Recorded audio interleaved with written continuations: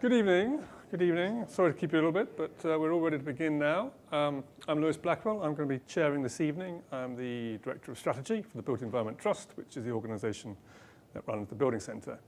A couple of housekeeping points. First of all, should we need to take a quick exit for it, it's back out the way you came or up the side. There's a fire exit that way. Phones. Got your phones turned off, I hope. That would really help. Or turn to, you can do, if you do the, just turn to silent, but there is you can use the Wi-Fi to tweet things out, whatever, if you want. We are videoing tonight, so if you don't want to be here, don't be on the video, or want to hide in the back, whatever. Anyway, the video is going to be running. That's really handy because then we can all view it later on, or share it afterwards if you want. They tend to go up, not too quickly, but within a week or so. And now to the matter at hand. It's a really good, balanced mix of people I think we have today to discuss the topic, which came out of the exhibition we have upstairs. It kind of prompted our thinking about this because the winner of the Nighttime is the Right Time competition was indeed a project to do interesting things with the canal, and we have the winners talking about that tonight, which is great. And we're going to get to that as the final talk, because I think it's best to sort of set the scene with really understanding the amazing opportunity and sort of background to developing canals. So we're going to do the talks in the order you actually see on the screen there. And I think probably best, it's kind of sort of self-evident rather than me explaining who people are, because I think you can all read. So we'll go into, I think probably best to do questions at the end as well. So rather than only having one person be able to answer a question if it's relevant to two or three people. So if you can hold your questions, we'll have the four speakers, and then we will go to questions at the end and have discussion and within the panel and indeed with you. So I hope that all works, and I would like to invite Marcus to kick us off, and off we go. Thank you. Thank you.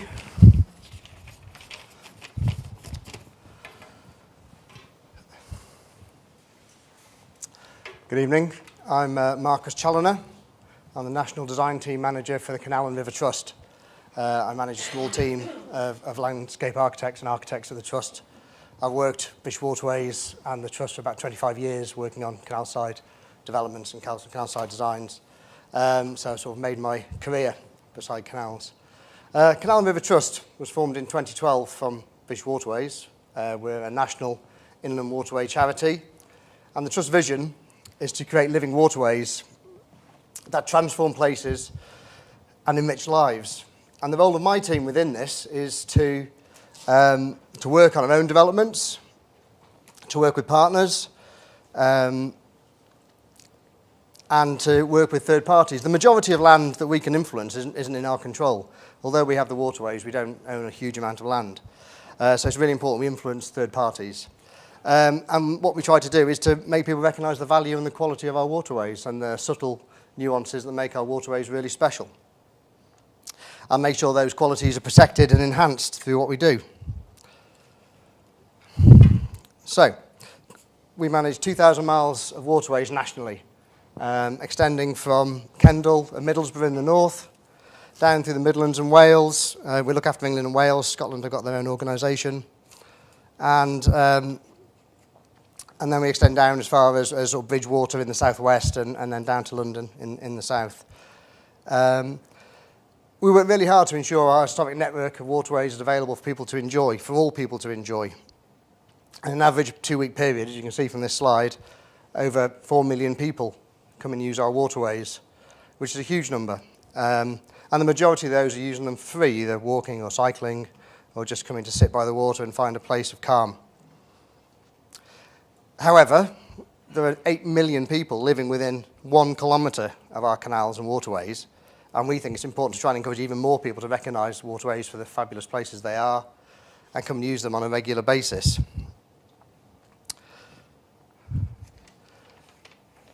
Thankfully, the opinion of waterways has changed, certainly in the time I've been working, and in the last 20 years, things have changed. People recognise them as opportunities rather than dirty, dark ditches tucked to the back of cities. And they're now prized for development and become cherished places for communities. However, although improvements have been made in the last 20 years, I believe opportunities have been missed Mistakes have been made, largely by treating waterways as an edge, rather than treating them as part of a place. The example on the screen here is Stockton-on-Tees. It's quite an impressive example of the problem, where development has no connection to water. Although it faces the water, there's no connection. There's no access points. There's no use of the waterway corridor. And as a result, we get a sterile, dead space that nobody uses and nobody loves.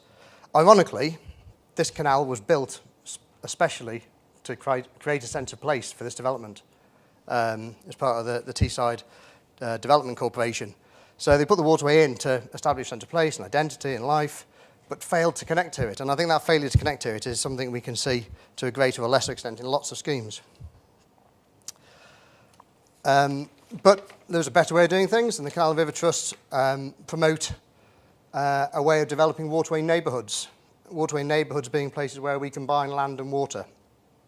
So the two parts of the place are the two parts of the community. People living on water, people living on land. They all feel part of that same neighbourhood. Leisure and recreational uses can spill out over onto the water, and the waterway becomes part of everyday life. It's the place where you go and buy your coffee in the morning. It's the place, it's the way you commute to work. It's where you take your kids to feed the ducks. It's just part of what you do on a daily basis. However, in order for waterway neighbourhoods to work, architects, landscape architects, planners, engineers, developers, and the Trust all need to work together to ensure that canals and rivers are integrated into local plans and development proposals with appropriate space and facilities and services provided. Otherwise, waterways can't flourish. An example of the approach we take is a scheme we're currently working on in Birmingham. This is Icknield Port Loop, which is just outside the city centre. The Canal River Trust are working in partnership with Birmingham City. We've appointed Urban Splash and Places for People as our development partners. And we're bringing forward sort of 1,200 new homes in a strong, sustainable waterway neighbourhood on the outskirts of the city. It's just adjacent to Edgbaston Reservoir, for people who know Birmingham. And the process we undertake is working with a design team to develop a master plan alongside a water space plan. And by doing that, we ensure that the waterway and the land are treated equally. As I say, the ambition of the partner is to create a healthy, sustainable waterway and a waterway community. So waterway uses have been considered and space is allocated within the plan for different types of waterway use. And those uses then inform the waterside use. So we have compatible uses, and we can ensure that the right facilities and access are provided to give a diverse range of activities on the water, day and night. In all our water space design that we do, we try to promote adaptability and flexibility. Waterways are kind of by their nature quite transient places, or should be. So different things come and different things go, and you have a very ephemeral landscape, and that's what we would like to promote. So by creating the right environment, we can have a changing scene through the day, through the week, through the year, and we can also accommodate innovation. There are traditional uses of waterways, but there's a huge range of innovative uses we should be able to consider. And then alongside the master plan, we have a very strong landscape strategy that establishes strong connections to the waterway from the community living around it. It creates strong links to the canal, and it also utilises the waterways to connect you back to the city and the wider area. We're very fortunate at Icknield Port Loop. We have a mainline canal. Can you see if I do that? So the mainline canal extends from the city centre out to the west, out towards the Black Country, and then this is an old loop. So this is an older line of canal. So there's a whole network of waterways just wrapping around our site. So it creates an island in the middle of our site, and obviously a connection to Edgbaston Reservoir, where we have all sorts of activities and uses, water sports centre. So it's a fabulous waterway resource right on a doorstep of a neighbourhood. But it's really important that we connect the two together, that they don't feel like people live by water, they live as part of a waterway community. So when I was asked to talk, they asked me to talk and introduce my approach and the Trust's approach. And I think if we're going to unlock the varied potential of our waterways and create places that are used and enjoyed by a range of people on a daily basis, then waterways need to be thought about as part of the place and part of a neighbourhood, and not just as a setting for development. And if we do that, we'll continue to have fabulous waterways for the next 200 years. Okay, thank you.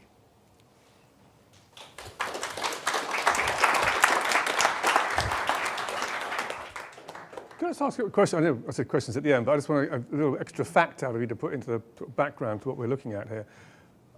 You said you don't really have much land other than the waterway, really, but which isn't that. But you do obviously have the towpaths. How much of an estate do you have? I got the impression. Well, we do have pockets of land. Yeah. So we have areas of land. So Icknield, Port Loop, we own land. Quite often it's linked to old depots, old working yards, so old industrial sites. So there's sort of areas of regeneration typically. Yeah. But along canals, the majority, I think, less than 5% we have control over. We have the towpath, but that's 2 metres wide, and it's quite functional. Yeah.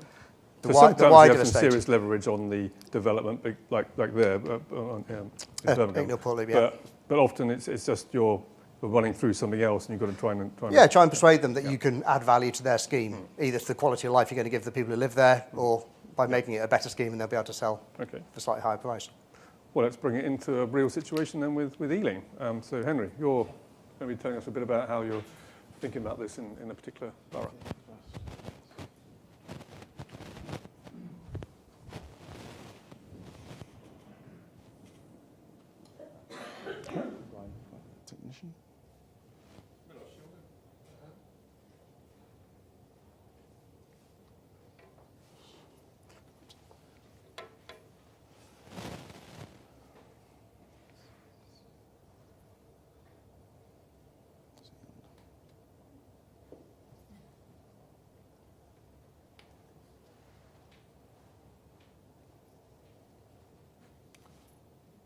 No issues, it just this?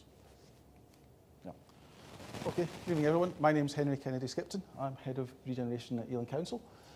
My brief tonight was to come and talk about A, the evening economy, and B, canals, the potential, what's the potential and what we're doing. So what I want to do tonight is talk about both, in particular look at some of the challenges and give some examples. So I've got lots of graphics to get through. So if I seem to be whizzing through some slides, it's because I've got quite a lot of them.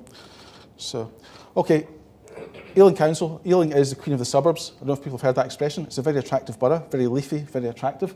A lot of challenges, however, and if I can just start off. London at night, nighttime economy. It's been pushed at the moment through Serena Horgan, as everyone knows. Looking to do a lot. Ealing's got the nighttime tube. Lots of things going on. Ealing's got a heritage and a history of what's going on. We've got the film industry, we've got universities, we've got Ealing Studios, a very active high street, a very cosmopolitan area, and there's a lot to build upon. So what we're doing, we're trying to have something that's very inclusive. We're not looking to exclude anyone. So for example, we've got the Filmworks development, which is due to happen. We've got Questus Theatre, which exists, and Red Rooms. So it's trying to address all sectors of the population in terms of the age groups, not just young people, or not just the sort of 18 to 30 age group, if you like, but all age groups. Okay, that's just more on the nighttime tube. It's a very well connected borough. In terms of the nighttime economy, something that's really important to us is transport. As probably everyone knows, Ealing's going to be on Crossrail, which is going to make it much more accessible. And new transport hubs are going to be fundamental in pushing the nighttime economy in Ealing. Without a safe environment, people aren't going to want to travel, people aren't going to want to visit. Having Crossrail in the borough is a double-edged sword because, yes, it's much easier to get to, but it's also much easier to get out, and it makes Bond Street and everywhere else much closer as well. So we really need to rise to the challenge and deliver a nighttime economy that is attractive. So just a few examples of what's going on in the borough. Dickens Yard, housing development by Barclay, with cafes, bars, coffee shops, so a good mix of development. Southall Waterside, which is in Southall, but it's a big development of about 3,000 homes, mixed-use development. A lot's going on. Southall Waterside is a challenge because if you know Southall, it's a very, very attractive environment, but it's a very, very specific environment, and it's one that we're looking to diversify and to try and bring in a nighttime economy. Okay, we're looking to promote food within Ealing, and we've created a sort of food quarter, which is attracting people of different age groups. Fundamentally, one of the key things within not just Ealing but anywhere in terms of the nighttime economy is, it's all very well bringing people in, but that creates problems in its own right. Attracting investment is what we want to do, but there are a number of problems. Noise and disturbance, antisocial behaviour, increase in numbers of people coming. a whole load of problems. I was at a presentation by a colleague last week in our enforcement team, and most of the problems in the borough are caused at night, and usually alcohol's involved. So whilst the nighttime economy is really good, it does come with its own problems. That said, the Ealing evening economy isn't based around pubs and alcohol specifically. We're looking to promote theatres, cinema, that sort of thing. So in an ideal world, it would be like, I don't know, I would think if it was when you go overseas on holiday and you see different generations out together, which you don't tend to see as much in this country. To appeal to all age groups where you've got a really attractive environment, a really safe environment. But there are undoubtedly challenges in delivering what we're trying to achieve. Okay, now sort of segueing into the waterways. Now, waterways are a huge challenge. Daytime, I've got to say, as well as evening, but in both senses. Now, Ealing has, I don't know if people know, but Ealing has an awful lot of waterways within the borough. I've got a slide, a couple on, that will show in even greater detail. But this slide here shows some of the key things. You know, it is a means of transport. It is a form of infrastructure. It's got great heritage value. It's got recreational use. It's got landscaping. So it's not just a means of transport. It's got a whole range of other uses. And this slide starts to show, if I can, oops, beg your pardon. I'll do it on this one. You know, it goes quite a wide range, and then you've got other waterways going north as well.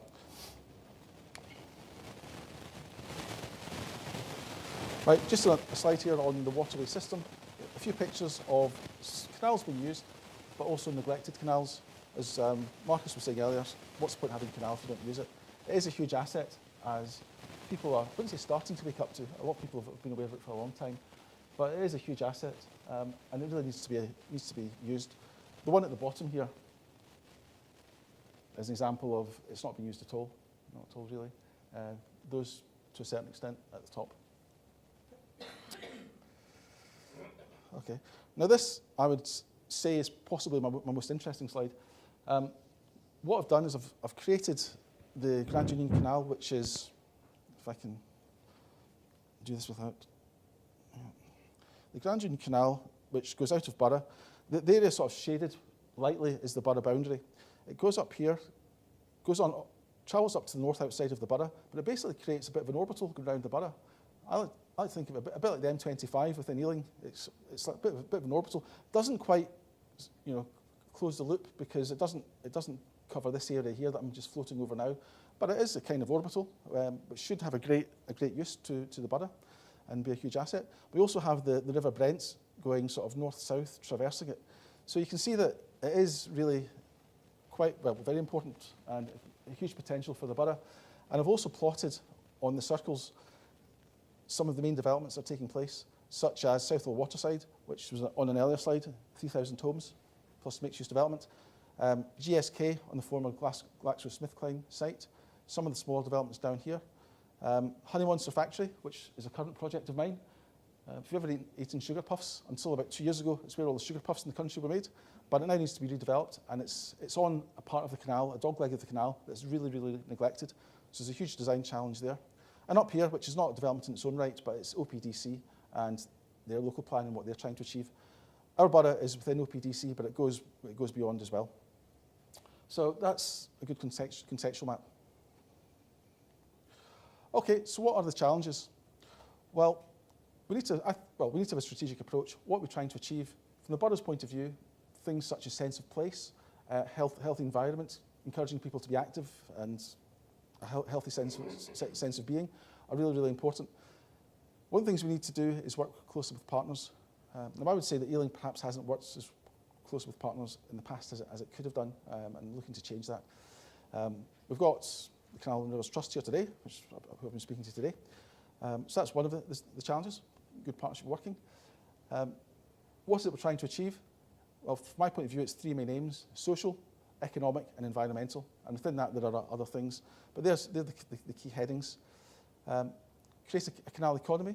If you're going to make the most of a canal, you need to have amenities to make it work.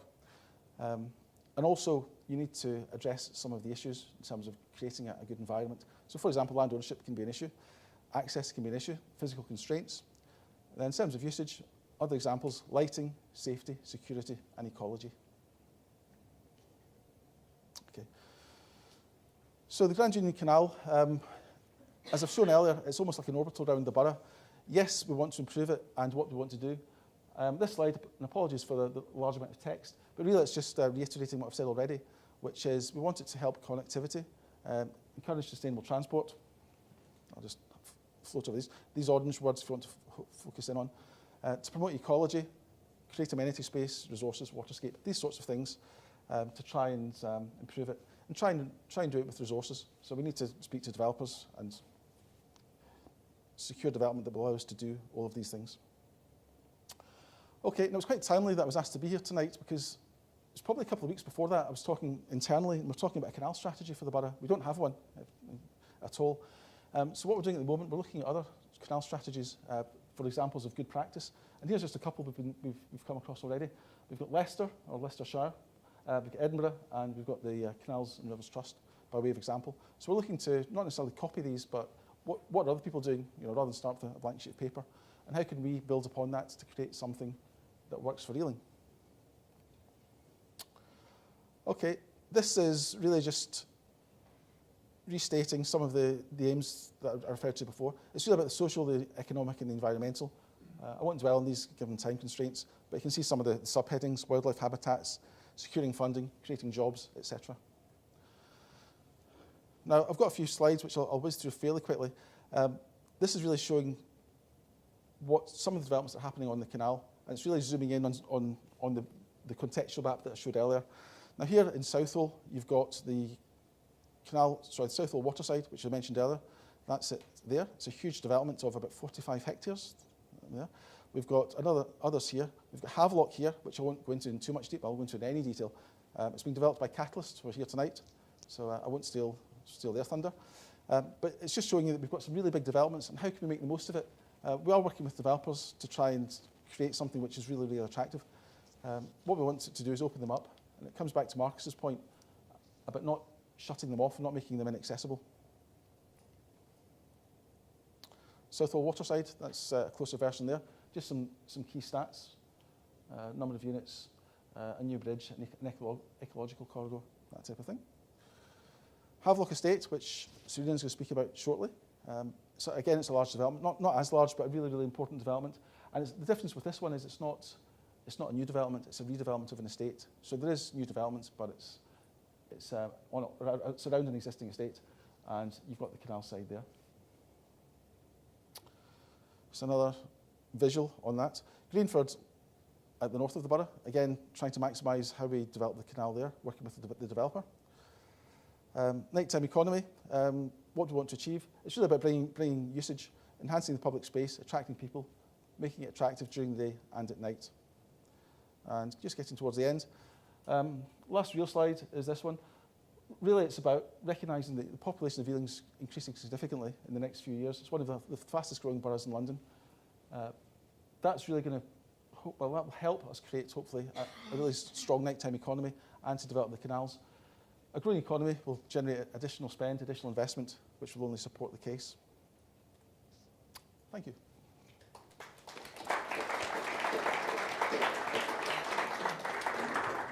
Thank you, Henry. Well, you've teed up there very well for Serena to take us through Havelock. Thank you.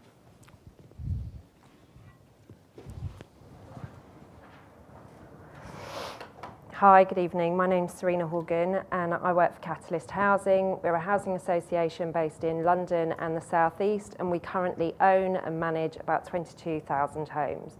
We're also a developer, and we're set to deliver 1,000 new homes a year over the next 10 years.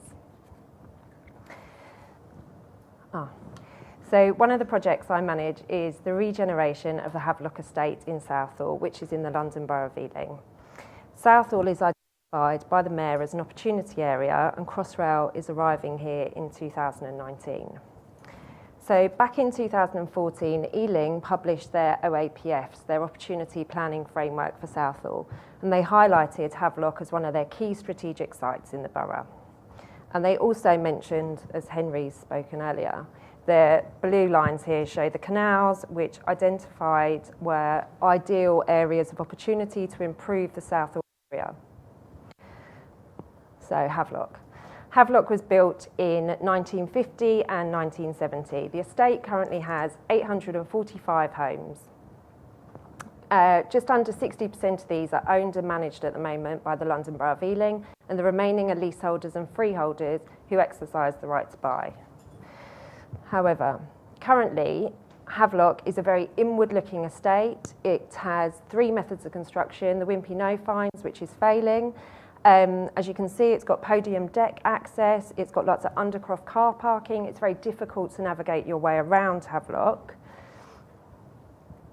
So, we are going to deliver a regeneration of Havelock of 922 new homes over 4 phases. We've currently completed phase 1A, and we're on site at the moment with phase 1B.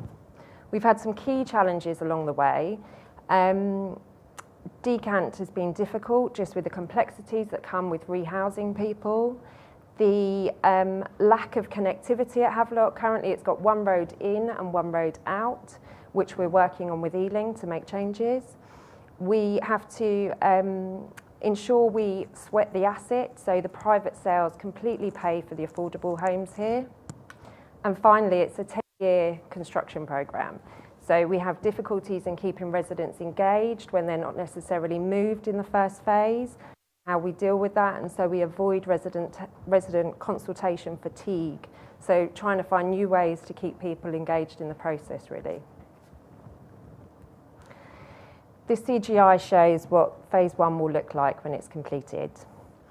So of the 922 new homes that we build, 53% of these are affordable homes, so these are a private outright sale. But in addition to new homes, we'll also be providing training and employment opportunities throughout the project with apprenticeships in construction. We will be offering new retail facilities and community facilities along the canal side, and new improved open space that we deliver all of that within phase 1. Havelock is extremely fortunate to be, as Henry mentioned, we have the canal to one side and we have Maypole Dock to the other. The current layout at Havelock completely turns its back on the canal. So the existing estate is separated by this large green hedge, and we're addressing this in our plans moving forward, and the new homes will make the most of this excellent asset. So this was one of the operations we carried out a couple of months ago, where we helped to clean up part of the waterway with CRT. This area is used for rough sleeping, high crime, ASB, and we worked together with CRT to improve this, and it was part of a community project as well. So when we were selected to deliver Havelock in 2012 by Ealing, we don't just concentrate on the red line that's the Havelock estate. We've recently purchased 3 sites that surround Havelock. So the blue, we've got planning permission to deliver 26 affordable new homes, which will help with the decant at Havelock. This yellow-orange line shows Maypole Dock, which was a privately owned dock with 26 residential moorings that we at Catalyst have purchased, and we now own and manage the dock, and we're looking at ways to improve that and bring that forward as part of the regeneration. And finally, this small red triangle will be very near our phase 4 on the canal side. This was a little bit of a grot spot for antisocial behaviour. We've cut it back, replanted it, and are using it for community projects, and that's actually been really, really successful. So be it homes that are on the canal or be it homes that are on the dock, they all make the most of the waterside location at Havelock. We're really aiming to create a sense of place here. We want it to be a place where people want to come and people want to live and they want to visit. We've used the branding of the dock on all our marketing material, but we've also used it across the project. So we've used it on our hoarding, posters, and all the information that goes out to residents, so on our newsletters. This is our office at Havelock, and we have a Catalyst Gateway as our community engagement arm. And they recently ran a few recruitment events. One of them was for Tesco.com, one for Heathrow, all local employers, and residents, well, 90 people attended the Tesco event and 7 were employed by Tesco. One of the 7, one of our residents, Susan, said, "It really works for me. I do the 3 o'clock shift till 7 a.m. It means I'm at home in the evening to pick up my kids, get them their dinner, but then I'm at home in the morning to make them breakfast and take them to school." So it just shows that Havelock is part of that nighttime economy already. And finally, we at Catalyst are keen to work with Ealing to deliver their economic aspirations for the borough, and we're also very keen to deliver our sense of place and to create that place where people want to be. Thank you.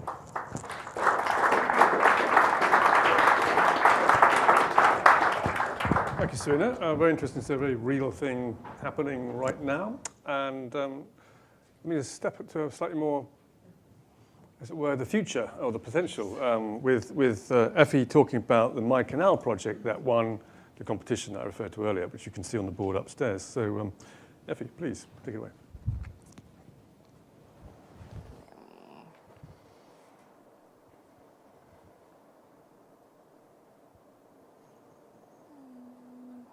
Get it. Sorry, I'm just trying to get it. Nice the view. There you go. So welcome everyone. My name is Effie. I'm a design partner in Farrells. So we're an architectural practice, but have a big arm doing urban design as well. So today what I'm presenting is quite different to everyone else. It's essentially a competition entry that we did and very successfully won as well.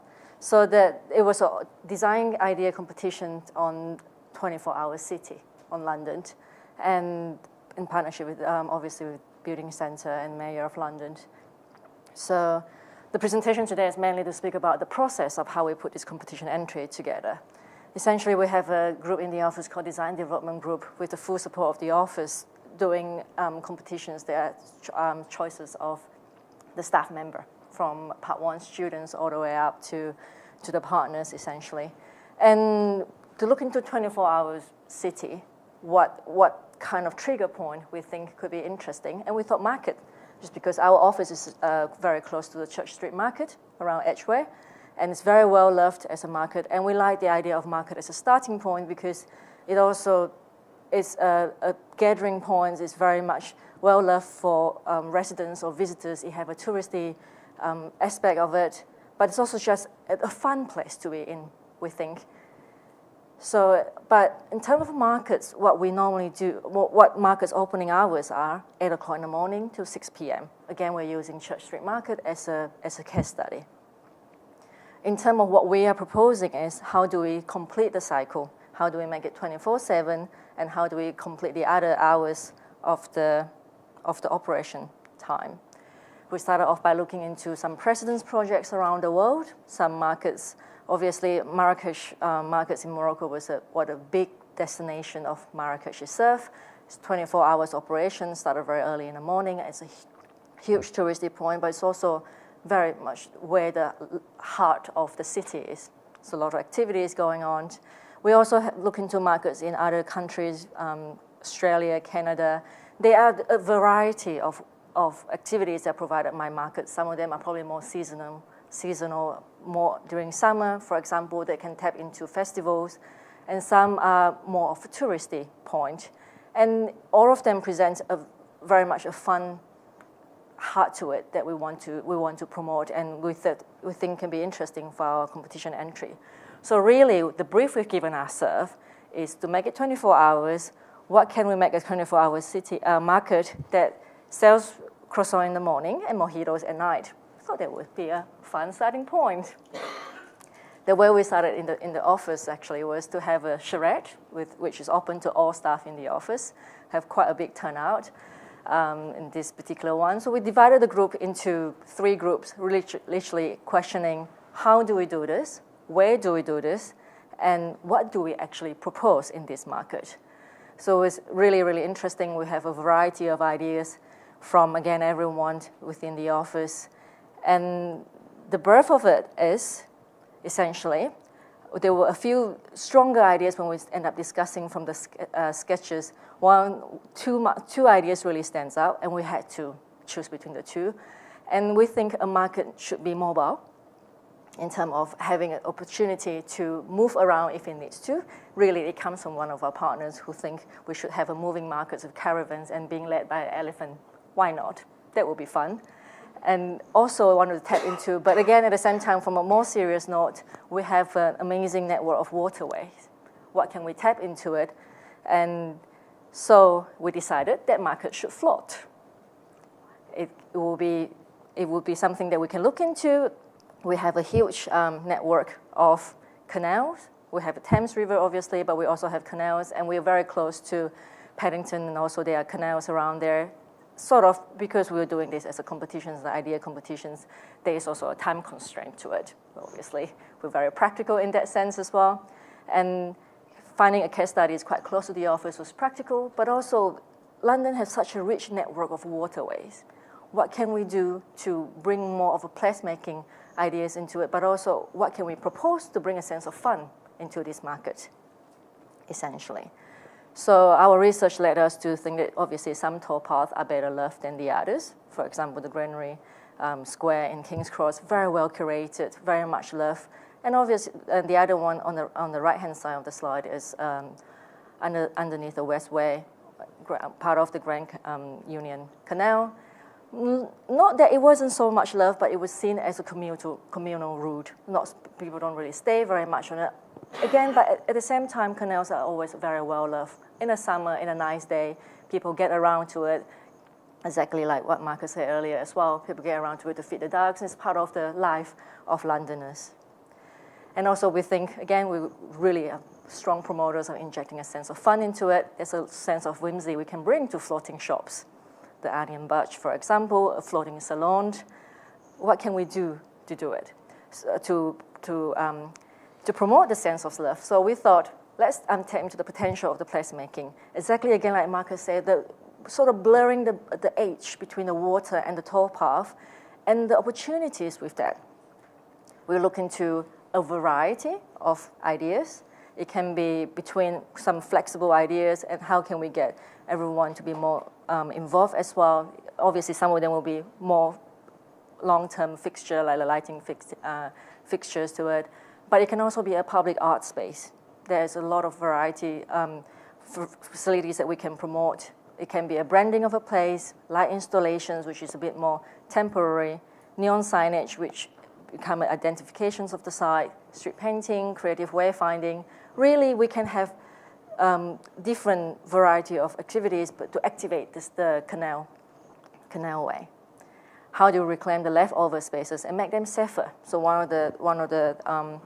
we think one of the strong points about canals is on the leftover spaces, especially the case studies that we've chosen, is they're probably not very safe in the evening. People avoid canal in the evening just because there is lack of safety measures on there. But when the sun is out, then it's very activated. How do we bridge the differences between them? And it doesn't have to be just a party space. It's not what we were proposing. We were proposing you can also have different users. You can have a bike repairs, obviously, but you also want to have the mojito aspect of it. How do we animate the waterfront with different retail offer, which is hopefully what's needed in the area or what the residents would like to have. We want to bring some fun to the canal side.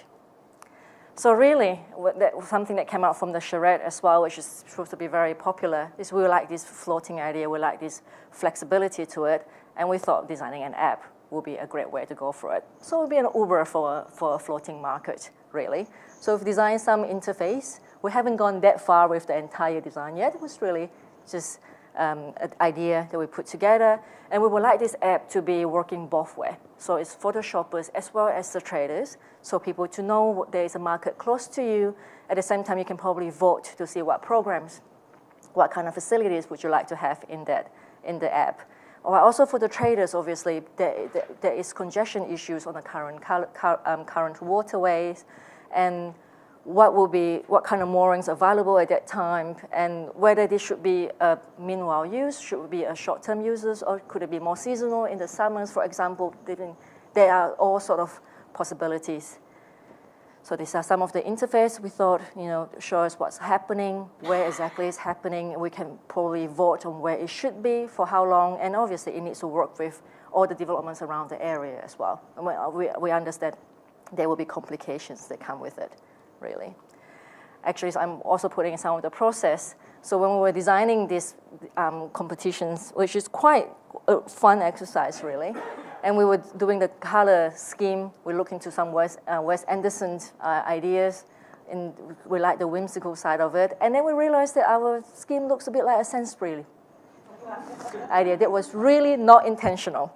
But then at that point, we decided if we change it, it probably end up looking very much like Tesco. Let's just stick to the purple for the moment, we thought. But really, for this app to work, we wanted to curate different type of retail offerings. These are just some examples. We're not intending to just use the board as well, but also the towpath, the areas next to the site, really blurring, using what spaces that we have for the app. So what could this look like? We were trying to find a site. One of our colleagues went after work one day to really try to find a good site that we can use, and we like area that already have a history to it, obviously, with all this graffiti and stuff. We met some new people as well on the site searching day. And what can we do to transform this space?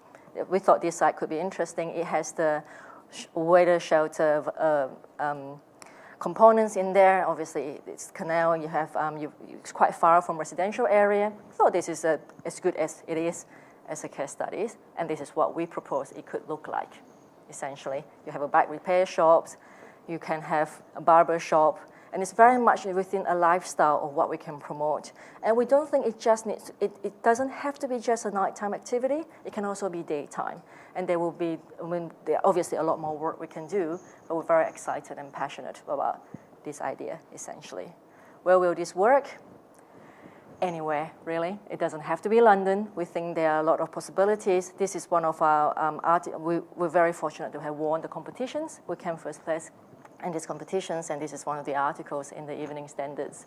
And we put this in really to say, it's a floating market, it could be fun, it's practical as well, and it doesn't just have to be a nighttime economy, but nighttime is as good as it is as well. So essentially, that's the entry. Thank you.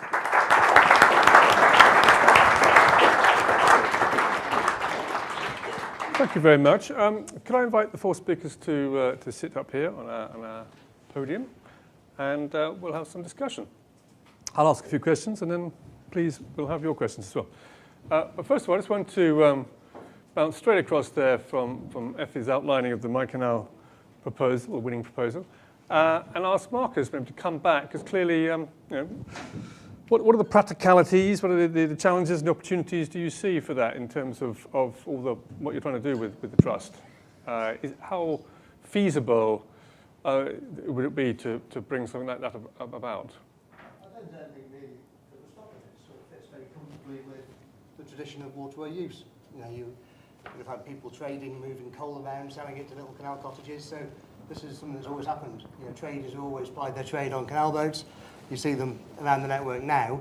They'll either travel the network all year, and wherever they are, they'll trade. Either a lot of it's very traditional, so they'll have painted butty tins, the little cans you see on the top of boats, or boat fender work, or there's a sweet shop that I see quite a lot up in the northwest, and during the day they just open up the sides and they sell stuff. The baguette barge you showed down in Stratford, Bancroft Basin in Stratford-upon-Avon. There's quite a big cluster there, permanent cluster of trading boats, and near the Royal Shakespeare Theatre there, but near the Shakespeare, right by Avon, and it does create an attraction. So I think a cluster of trading boats is very strong. I think the challenge is waterways aren't very footloose as a business. If you want to be somewhere, you've got to. It takes a little while to get there. You're not going to zip along in a van, set up, and be gone an hour later. You travel at 3 miles an hour. It takes a little while to get through a lock, blah, blah, blah, blah. And then you get somewhere and there's nowhere to moor up. So that side of it, I think the app's a really interesting concept to give people confidence that where they get to where they want to get to, and somewhere to be. So it's less of a sort of pop-up thing overnight, more of a sort of maybe you could have a week-long festival or It's something. more of a chug-up People come than in a pop-up, yeah. Henry, what about from the point of view of the borough? I mean, in terms of if it's sort of starts descending on an area of the canal, so is there sort of uncontrolled threat to the kind of planning that you might have of your, or would you sort of open out to that kind of thing? Is it possible? Well, generally speaking, we're quite open to people using the canal as a borough. There'll be some constraints. I would say that some of the opposition potentially might come from existing users of the canal, from what I know. I mean, that's something from what I've heard.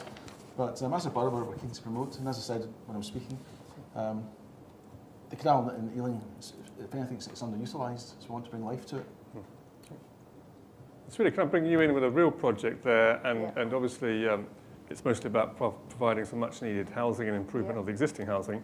But are you mixing in new kind of usages? Are you envisaging a sort of life on that canal that goes beyond just looking at it? Very much so. Yeah, we're very keen to see the canal in use, to create a real sense of relationship between the new dwellings and the waterways that we're very fortunate to have. So yes, very much so. But could you conceive of something like myKanaal, where that kind of thing sounds like? Yeah, definitely. Could I invite anybody else in to comment on what you've seen so far tonight? Any of the particular projects? Yeah. I've recently seen somebody arrive in the Waterways Square, that section of the canal, in a little kind of like shiny, timber-looking dinghy, and they got off the boat, and two people, and they just walked, they kind of like tired, and then they walk in. I wonder if that is possible to use, like transportation. That's not for me to answer. Anybody want to take it on? I think it is. I know some of my colleagues are anxious about small boats going through locks. There's a lot of hydrological issues. There's a lot of swirling water, and they're quite crazy places to be in a small boat. But certainly, there's no reason to stop. I mean, we're very much encouraging paddle sports in our waterways. So our boating uses a mix between powered boats and non-powered boats. So people canoe and row on waterways. So there's no reason why little dinghies couldn't be an appropriate way to get from one community down to the shops and back. It'd be a great thing to do. Sounds like a lot of fun. Could we have the microphone? I should have asked you to wait for the microphone. I'm sorry about that. But this time we'll go person in front of you next, and then. Well, don't know if it's on. It's on? Yes, it is. Okay. I know one part of the Regent's Canal quite well. I've sort of lived on it or close to it for about 20 years, actually. So I've seen it change a lot. And the thing that I think that is a problem with the canal, or the thing that has potential but isn't being tapped into, and that I worry about, is that one of its assets is that it seems to be this defined corridor, which is its own particular thing and doesn't connect at points, and it's managed like that. So it's owned and run by the Canal and River Trust, and in some ways it's policed. I mean, it's almost like a mall or something like that. It's a discrete entity. So being like that, it has certain characteristics and it's really worked for a while like that. But then it doesn't seem, maybe because of its structures and because of how it's managed, it doesn't seem to be capable of going beyond it. So it doesn't seem to be capable of growing real public spaces. It doesn't seem to be capable of crossover with, for example, transportation routes nearby, or do you see what I'm trying to say? I would be interested to know how you would react to the perception that it's a very particular managed space that nobody really wants to design too much because it's wild. Do you see where I'm... Yeah, no, I do see what you're saying completely. And obviously when the waterways and the towpaths were created, they were private spaces. They were designed for canal companies to move their goods around, so they were a tightly managed space that did have its own identity. And when you look across the network, each waterway's got its own sort of palette of materials and details. So some locks look different to other locks, and people who know canals a lot better than me will be able to identify a waterway just by looking at the details along it. And so that part of it, I think, is really special. I think you're right there that it doesn't, because of that, the legacy of that is it doesn't always connect to the wider community. The historic waterways don't connect to the historic communities because they never did. They were working spaces. So I think what we try to promote is, as I said earlier, we don't have a huge amount of land. So when we work with developers, so looking at the OPDC side that you mentioned earlier, Henry, where there are transport crossovers of our network, they're looking to create clusters of activity and points of interface so that people can use the waterway to connect to other routes going off it. How will they do that though? Because there's so many, it seems like there's so many agencies that you have to get together because you might have to engage, I mean, if it was London, you'd have to work with TfL, you'd have to work with the Canal River Trust, you might have to work with highways, with the borough, with that. Like, it doesn't seem to, in some places it's just so frustrating because it's like a pipe. It's like a part of the business in particular have got quite bad. But I don't know. There is, and all parts of the country you get these sections that are very canyonised and it's not very welcoming. You know, it feels quite tight and quite narrow and you feel a bit lost within it. Well, it's pretty and it works. Some parts of the country aren't that pretty. Some parts of the country aren't maybe as pretty as other parts. But. Well, yeah, I get. Sorry, I'm not going to go on forever or anything, but it's just I'm particularly frustrated watching the portion of the canal that I know because it doesn't seem to be able to grow. It doesn't seem to be able to go organically from getting better and better to getting even better. We have a lovely market. There was a tiny market at the weekend. It's so cute. There was somebody selling dal curry, on the side of the towpath. It's amazing. I paddleboard on it too. Okay. But it is. I mean, it is quite self-limiting just because of the space available, really.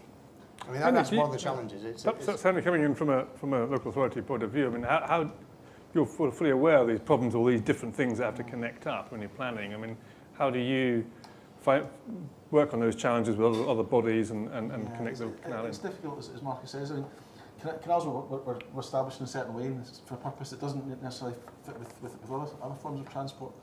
But I've been thinking about it while people have been speaking just now and thinking about how we might connect it up better, working with the Canals and Rivers Trust and others. And thinking back to other parts of the country, as I know well, not just Ealing, in the north in particular, where in city centres where it's more established and perhaps it's, there's more momentum to do things. But in Ealing, I'll certainly after tonight I'll be thinking about how we might connect it better and what the opportunities are. But it's difficult. What to say? Okay, let's move on to the question in the front here. Just a bit about where my perspective is. I'm a Part 3 architectural assistant. I'm also a kayaker and canoeist, and I've been paddling all over the country, rivers and canals, for about 10 years. So I've seen the good ones and the bad ones. If I may sort of play devil's advocate a little bit, I think there's quite a lot of wishful thinking that somehow just declaring that we want to get people using the canals more, they're suddenly going to magic up this vast range of users. People aren't realistically going to use it for transport because it's not practical. The only real users of the canals are going to be the people who have residential moorings. And I love the idea of the app. I love this idea of free moorings. And as anyone who's ever lived on a canal boat, as I have briefly, moorings are not free, especially in London. They are colossally expensive and extremely prized as well. And I like that you mentioned Granary Square. The reason why that somewhere like that, or Little Venice, or Camden Lock, the reason those are successful places is they have all those connections coming in from every direction. And the fact that there's a canal there sort of provides a sort of an additional picturesque cherry on top to that, but it's not what draws people and businesses there, is the connections. Yeah, and if you have a long stretch of canal that's badly connected, that's sort of 8 meters below the street level, that's almost completely disconnected from the surrounding streets, it's never going to get the number of users that you need to support any kind of business on there. So I think you're right in focusing on hubs of users in places like Granary Square, where you've got businesses that can come in and latch on to existing public spaces and connecting around that. But I don't really have a question. I guess.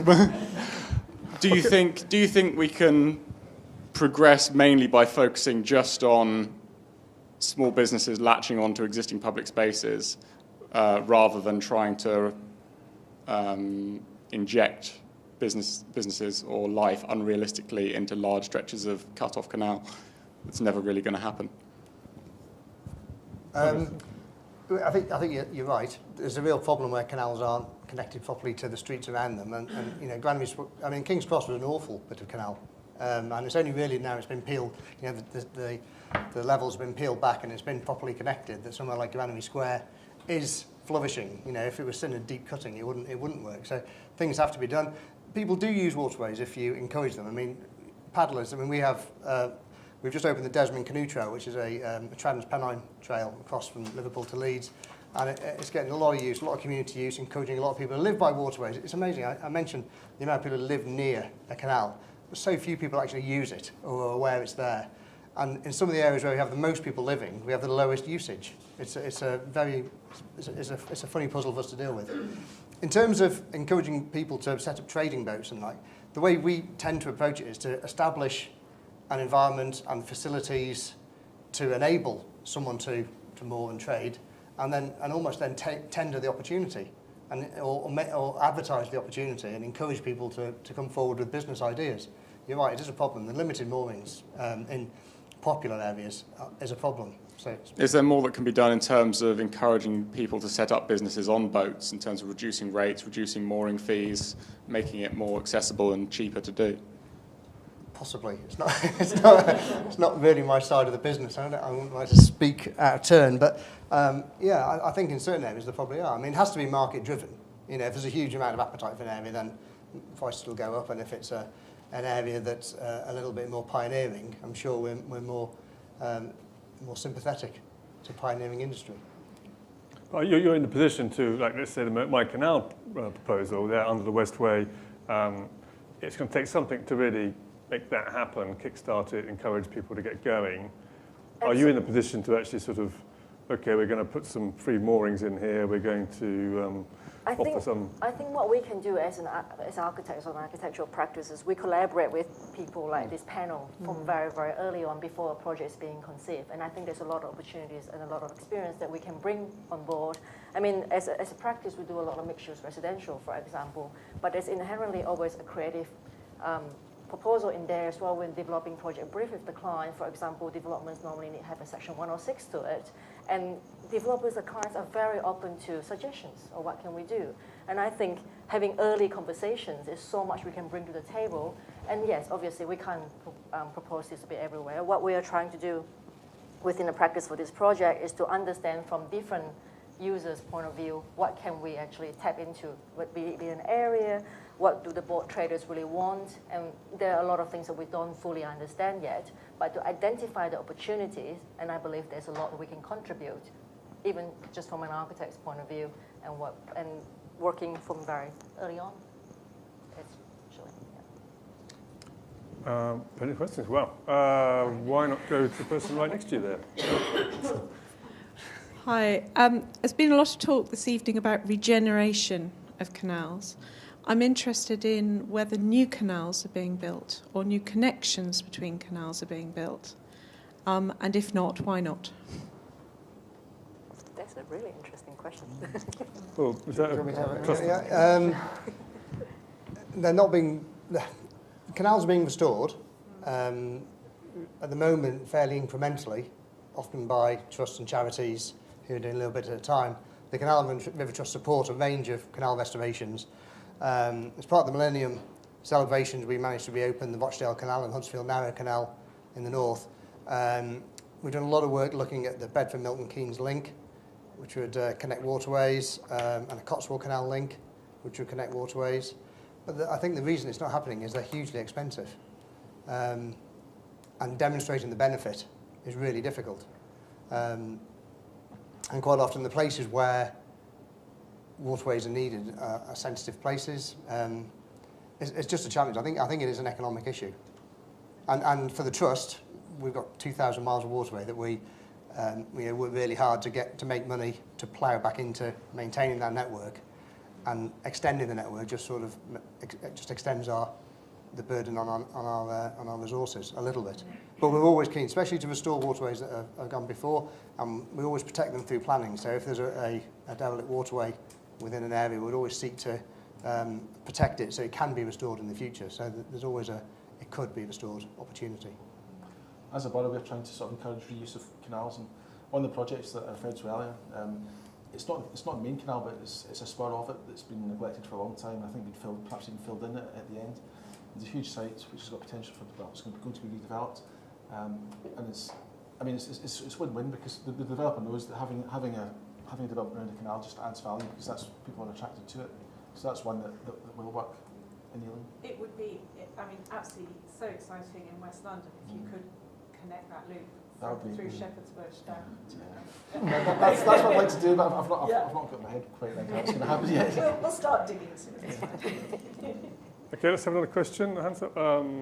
Just move over. Okay, I'll come over here next. Hi.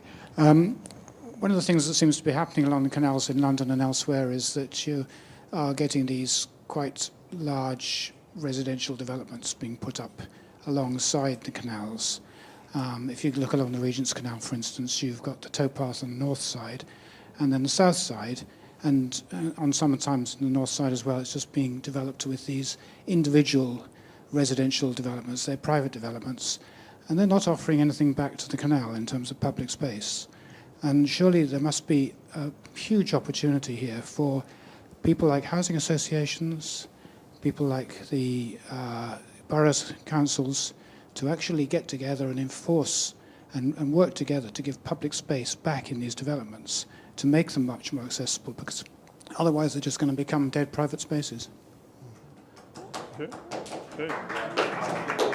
Yeah, again, speaking for Ealing as a borough, we're trying to promote use of the canal. What you're finding is almost like privatisation of the canal, whereby you've got private developments and those people benefit only. There's examples all over London of that. But that's not what we're trying to promote. And with our canal strategy, when we create one, it'll be about opening that up and making it available for everyone, because that's what we don't have the strategy yet, but that's what we're looking to do. And all the developments that we're promoting, Havelock with Serena, south of the waterside, all those types of canals, none of it's going to sort of close usage at all. It's going to be quite the opposite. It requires some sort of more strategic planning for the whole length of the canal system in a particular area, so that you actually start to plan the kind of facilities that are going to be available and link them up together. Does the trust, Marcus, have any sort of power to do that, or is it really you just... We're statutory consultees, so canal side developments that affect our infrastructure or within a certain buffer and depends on the type of asset.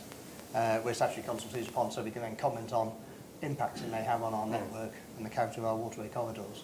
And we do try to push for improved open space, improved access, improved connectivity to the waterway.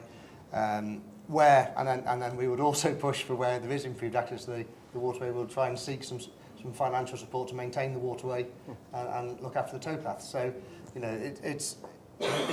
canal side development is very important to the trust, because people will come and use and enjoy our waterways. But as I said in my presentation, I tried to explain, it has to be properly connected, there have to be proper spaces, there have to be proper linkages, otherwise they don't work. I would caution that some pockets of open space that aren't well connected or well used or flanked with appropriate development can become troublesome. So they have to be properly connected and have a purpose rather than just open space, because otherwise you do end up with residual space that's used in antisocial ways. That's pretty Serena, because clearly you are opening up to the canal where currently it is blocked off, and the state turns its back on it. But, yeah, completely. But managing that, making sure that space is sort of a very desirable space in the future rather than a new problem. I think we've done that through the design process with our architects as well, obviously, so that there's a much more natural surveillance that we just don't currently have at Havelock. So it creates, and it will make, the towpath is currently very underused. It's quite dark. So creating that much more natural surveillance, we would envisage, would mean the towpath would be used a lot more. Whoa, I think I'll just move it around to here and then back over there, just to be generous on this side. Okay, this question is mainly at Henry, to Henry, sorry. In your presentation, you mentioned the various existing uses for the waterways through Ealing, and you mentioned freight, and that seemed to be absent from the points that you put up about the strategy you're planning, are you considering how the canals could be used for freight of any sort? Well, it's early days in terms of strategy, as I said earlier, but from my point of view, I want to promote maximum use of the canal. If that allows for freight, great. We have to look at it in terms of how navigable it is and how practical, how feasible that is. But certainly that's one of the aspirations. It's got to be an aspiration to be tested. Question over here.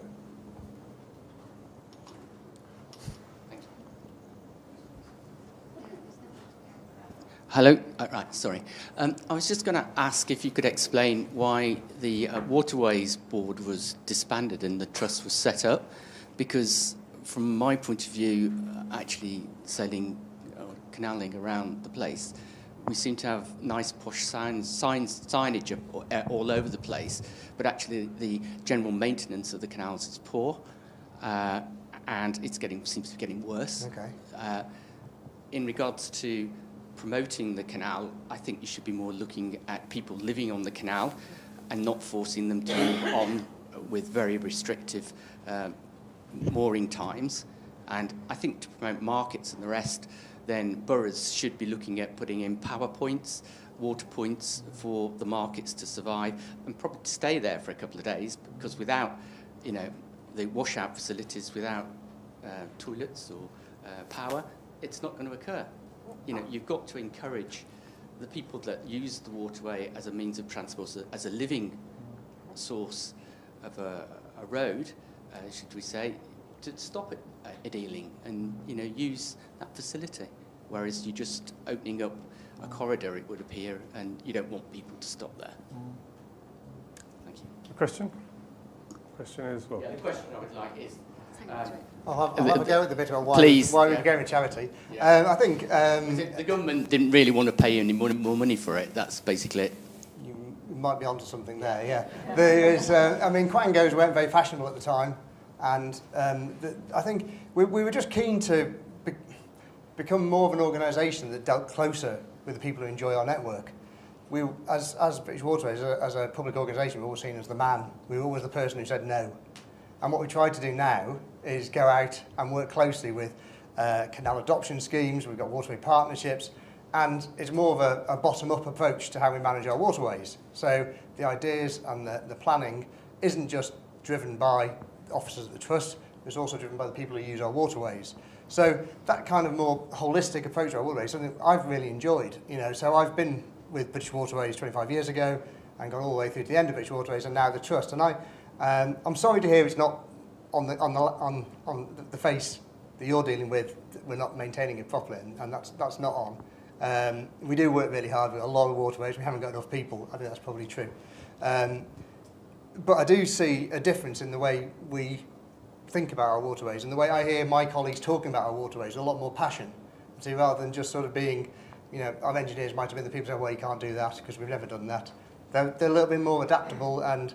I shouldn't pick on engineers, but I think we're more embracing of new ideas and new concepts about how we use our waterways. I think that's been a positive change in becoming a charity. You said something else I thought was very good. Oh yes, the facilities that need to be put in. I think you're absolutely right.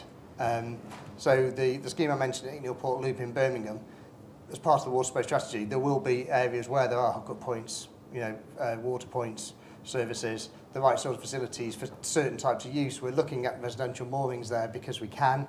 It's an offline loop, so there's capacity within that loop for some residential moorings. Now they're going to be linear moorings, and the challenge therefore is to design a typology that sits comfortably alongside a street, because people who know waterways may notice that residential moorings are often quite sort of encampments almost. There's a sense of security that's sort of put around them that we wouldn't really, if my idea of waterway neighbourhood is going to work, we can't have people living on boats behind razor wire with, snarly dogs. It's got to be, part of the street scene, so that when they come out of their boat in the morning, they're waving at the guy across the street because they're part of that same community. And that's my sort of idyllic idea of how it's going to be. Right, yeah. Right facilities. Yeah, but it's got to start with the facilities. Being able to get to a place like, I went to Macclesfield, yeah. Laying out quite nice moorings there, floating moorings while work being done on the other side. But the water facilities have gone there, and actually to go any further to your superb moorings further up in the Peak District, the water's so low, you can't get up there. Now, water is a problem when you go further north. Yeah, it does get challenging. I wouldn't have thought so. No. And the reservoirs should have been there to promote when the canals were built. They had more traffic. No, I have colleagues working on the resilience of our waters to make sure it's always there when we need it. But it's coming down from the top down to the bottom, and it's getting it back to the top is the challenge. Okay, another question. This one here. Thank you. Question for Henry and Serena, just about touching on this basis that all of this stuff creates new liabilities and new responsibilities. So the creation of new public green space.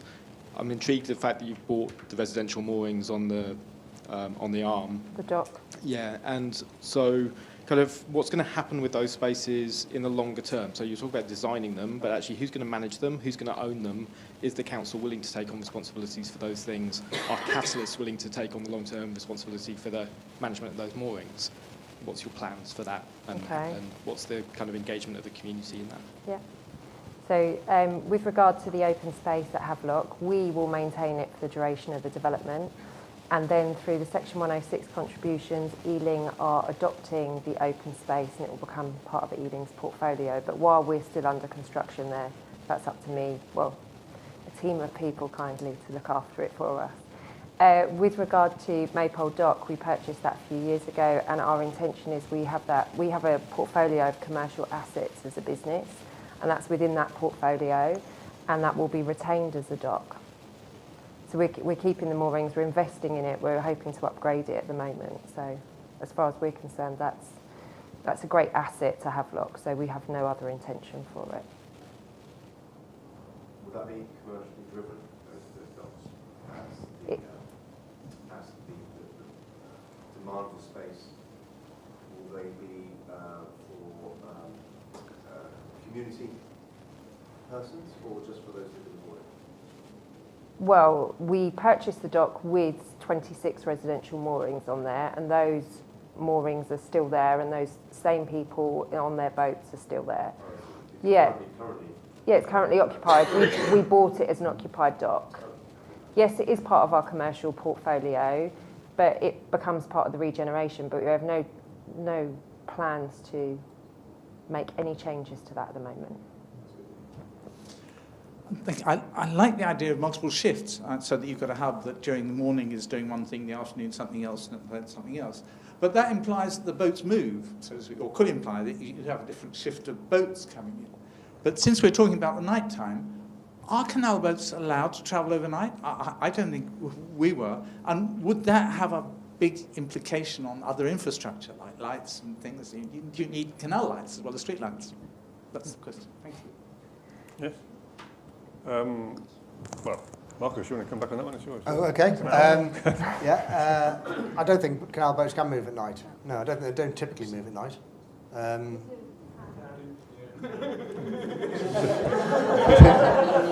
don't know. I obviously don't know the answer to that. I mean, typically I don't see many canal boats moving Effie, at night. did you do any research in that area or not? Beg your pardon? I was asking Effie, did any research on these? I've not seen any canal boats moving. I mean, I accept that they do, but I've never seen them myself, and I've been on many canals. I mean, yes, if canal boats move at night, they need to have safety, security, lighting, etc. But I've got to say, it's news to me, I've got to say. I mean, lighting of canal corridors is an issue in terms of the ecology. They're very important bat foraging corridors. But modern lighting means that you can, as I understand it, that if you can keep the offside dark, you have a dark edge. Urban bats are quite adaptable, but you do have to retain dark space. And in terms of public safety, having continuous lighting is really important. You can't have some dark spots. So once you start to encourage people to use our waterways at night, you have to have better and more consistent lighting. I'd love to talk about the ecology, but I think we've probably not really got time for that one as well, so another event. But let's move the questions back there a bit. Hiya, I live on Deptford Creek, which is, I suppose, more of a waterway.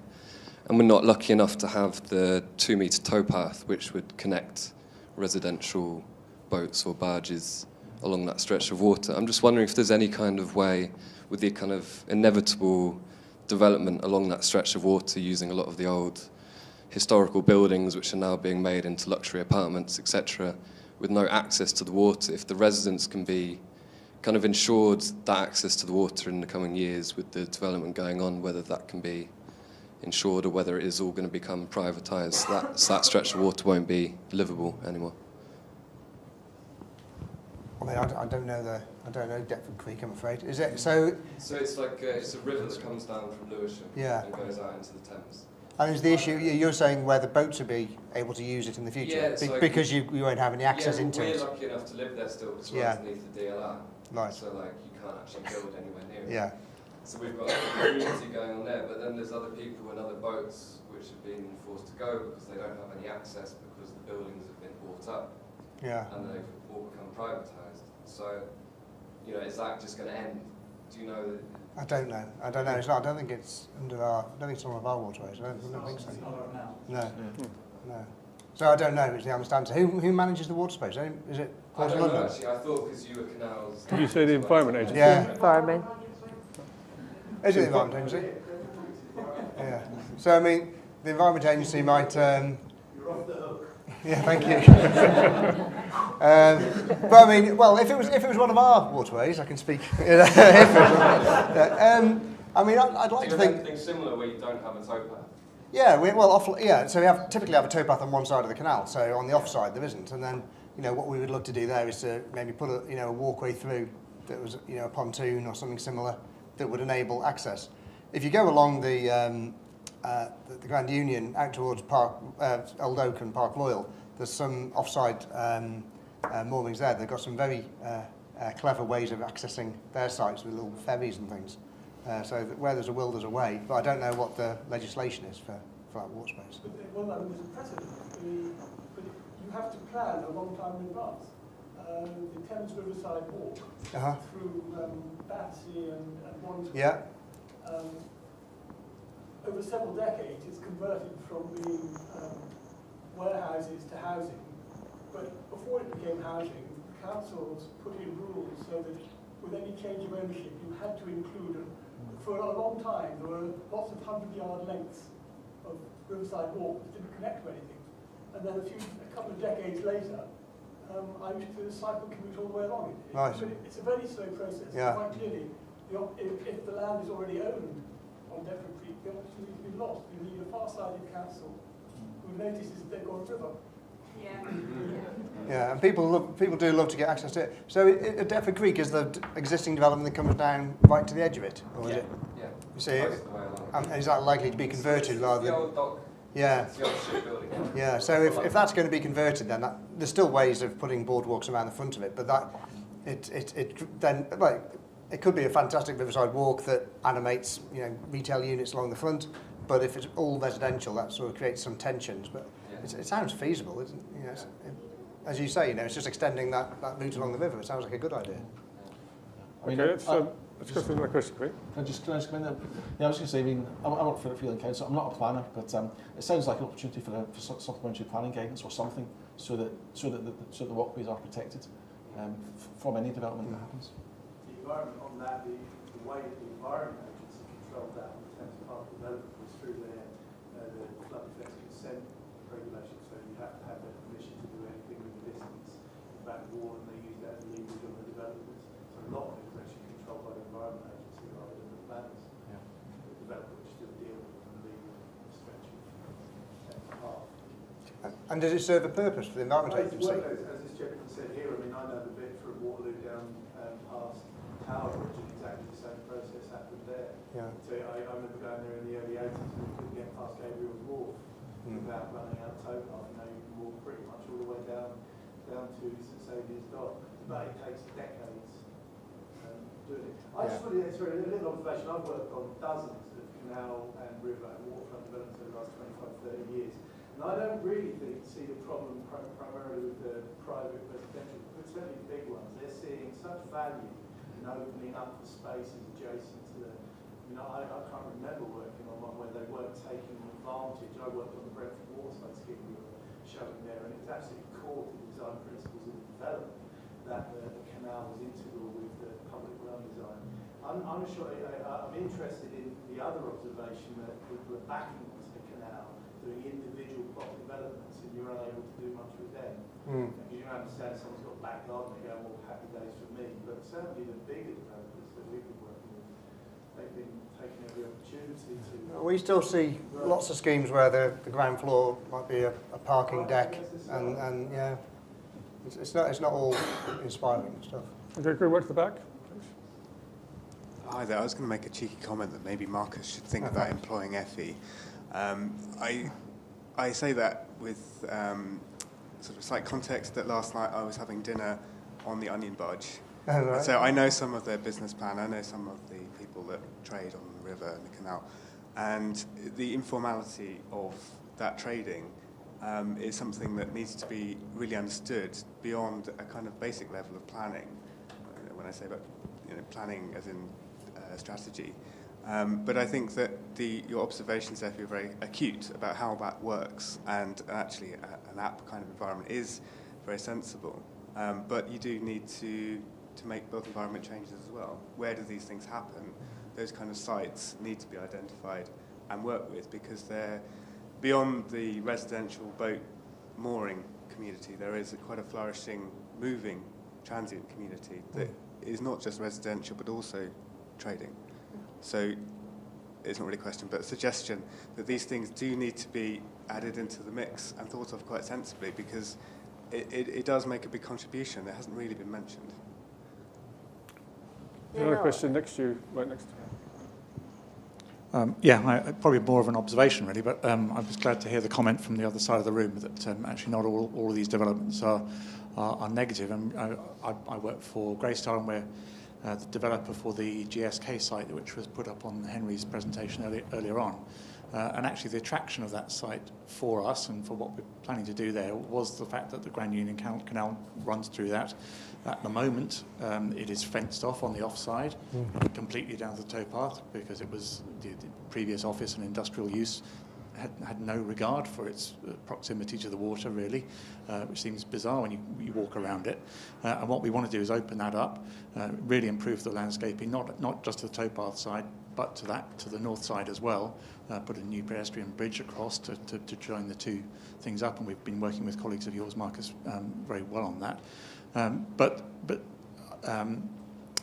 I suppose as our development, which is residential led, but it's rental residential led, which means we've got on-site management teams in all of those buildings who will be looking after not only the buildings but the public space around that, and really opening that whole community up and both banks of the canal up to the local community, not just the new residents but to the surrounding area as well, and actually will improve immeasurably the attractiveness of that space. And our ground floors there is some hidden car parking, but around the perimeter of the buildings there are going to be retail, cafe, other leisure facilities, and then so it will be a genuine mixed use community as well. So it's very different from the things I've heard described around some of the comments this evening. Yeah, I mean certainly on the south side, on the towpath side, I mean it's still going to be Canal River Trust who will be controlling those moorings in the way that they are now.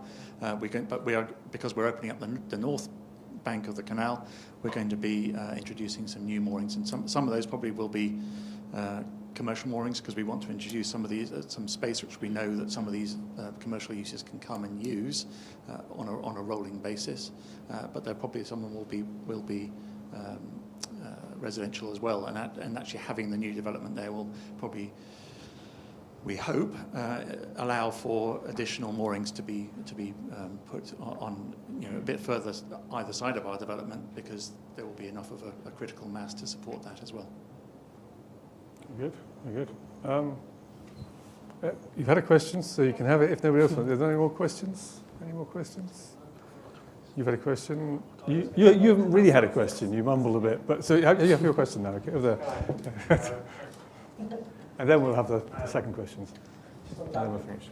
This as well, and what this gentleman was saying as well about the kind of infrastructure that needs to go in to make waterways more livable as well, because of a lot of the things that we're talking about with traders are about people also living on the waterways. And I think one of the biggest problems that we have on the waterways is actually security. And so one of the big things is that, and we were talking about it with the housing earlier, where you have this natural surveillance to make canals more livable and more usable. It feels like they need to be more secure places, and that doesn't happen just through, and it can't happen through just lighting them, because you have problems with the bats and the natural wildlife. And so one of the most important thing, I think, of making the most of waterways is actually making them more habitable for people who want to live on there, who want to be trading, but also just living on there as well, because it is that level of natural security and natural surveillance which is so important. And I think one of the most important thing that needs to happen is for these infrastructure and the water points and LSAN points and dealing with rubbish. It's all those kind of quite boring things need to be really thought about for all of these fantastic and exciting things that we've been talking about tonight to happen. And so, yeah, not much of a question, but I think that's a. Well, can I shape it the question? Because the question there, maybe for Greystar, there, the development, you're putting in these points. Yes, as part of your development, you'll put in these kind of commercial points for the traders to come to and things. Yeah.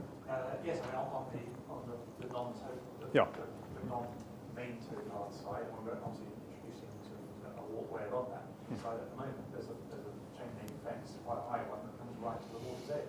What Blackstone had when the site was being used for their operation.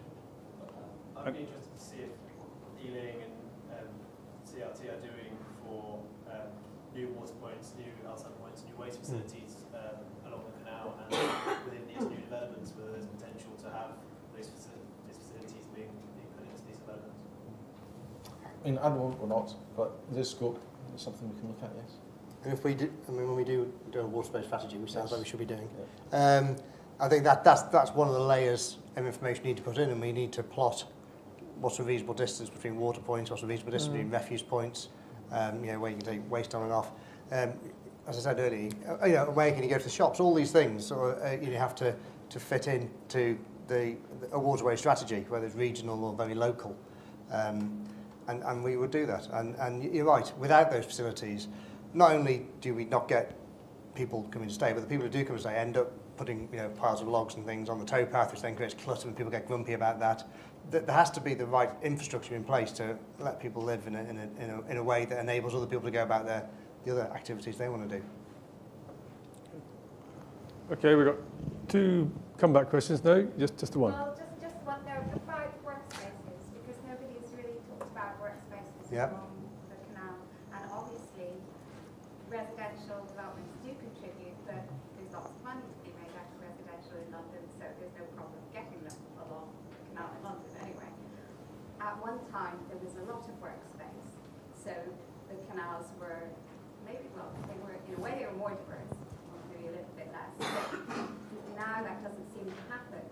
Not even workshops are being offered along the canals, and in many cases, particularly the stretch I know, those former warehouses have been taken over even years ago, and access routes that existed through to residential squares were blocked up, actually. So what about workspace? That's what I'm... It would expand your clock. Yeah, it would. Yeah, absolutely. Yes. Your barbecue in the evening, filling it in gas. We are, so to refer back to that Port Loop scheme in Birmingham, there's at the toe of the loop there, there's a cluster of retained buildings. It's an old waste depot, so it's got a stone value, it's got a ramp that goes up. It's a really interesting complex, a very complicated complex of buildings, really interesting. And that's being retained as workspace and pop-up shops and markets and a community place where it's a very adaptable space. It's old units, so that's what they're being used for. So that's what we're doing that there. We're doing it in Wakefield as well, at Rutland's Mill Complex next to the Hepworth Gallery.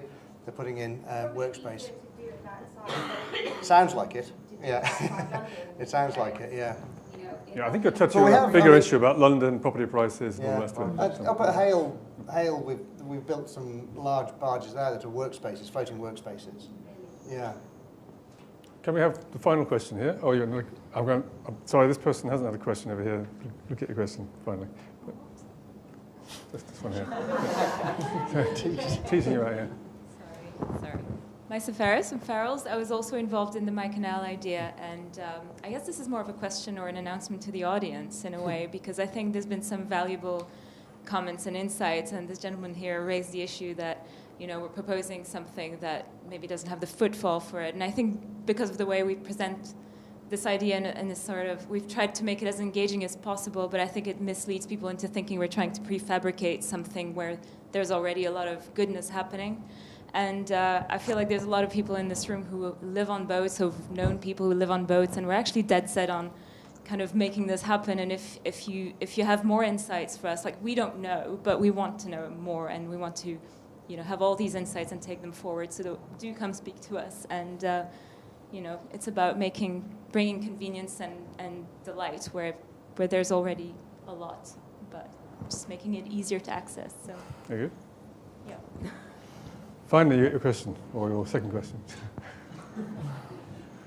I think it's interesting that all the canals and small number of large navigable rivers we've been talking about that come under the remit of the Canal River Trust comprise only 4% of the UK's inland waterways. 96% of the inland waterways are controlled by the Environment Agency and have no official access, although that's disputed, at all. What can we do to increase public access to the other 96% of inland waterways and encourage organisations like the EA and the Canal Rivers Trust and private landowners to help increase that access and to promote it to the public? Does Ealing have a view on that? I've got to say, I wasn't aware that the Environment Agency controls so much of it, if that's the figure. It's interesting. I mean, I'll speak to Canal River Trust as to how we might sort of, if there's a way of breaking into that, because I don't have regular dealings with the Environment Agency on projects in this way that you're referring to. So just want to think about it. Yeah, I mean, we're navigational authority on rivers that the Environment Agency own or manage in other ways, and all the waterways we manage are publicly accessible. I can't think of any that aren't. So, and that's kind of our remit, and that's what government looks to us to do, and we still get a grant from government. My point is that so few of them are officially acknowledged as publicly accessible. There are so many more, thousands and thousands of miles more that are not officially. I think it's a matter of sort of maybe lobbying and just raising awareness. I mean, so there are. I mean, lots of rivers where I live. They've got public footpaths beside them and people canoe along them. So how are you perceiving this prevention of using waterways? Well, there's been an assumption since in fact the late 19th century that smaller rivers that aren't navigable by powered craft are private, and the access is controlled so by paying ownership. Yeah. And so people, particularly the fishing lobby, and large private landowners, block access and are under the impression that there is no right to public access, there's no public right to navigation. And there's been no sort of movement on this for decades, if not centuries. And there needs to be an acknowledgement by the government or some official organisation that there is a public right of navigation on these rivers, and that to be promoted to the public.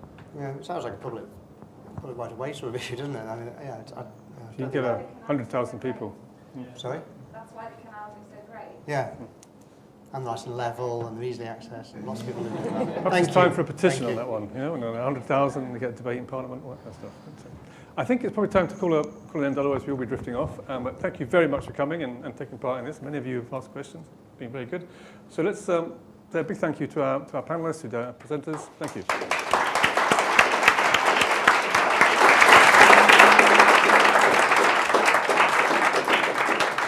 We've got a few more talks coming up. Best way to look on the website, and there's some more talks kind of in this series. So I hope you come on to some of those. Thank you.